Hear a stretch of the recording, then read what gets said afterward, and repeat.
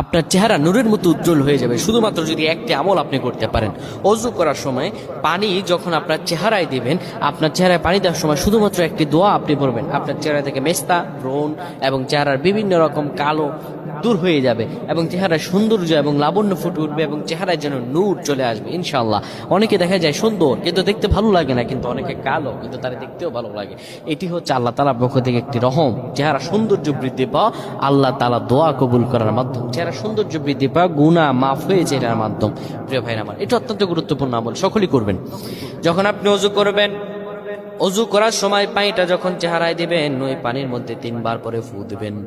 আল্লাহু নূরুস সামাওয়াতি ওয়াল আরদ আল্লাহুম্মা ইগফিরলি, আল্লাহু নূরুস সামাওয়াতি ওয়াল আরদ আল্লাহুম্মা ইগফিরলি।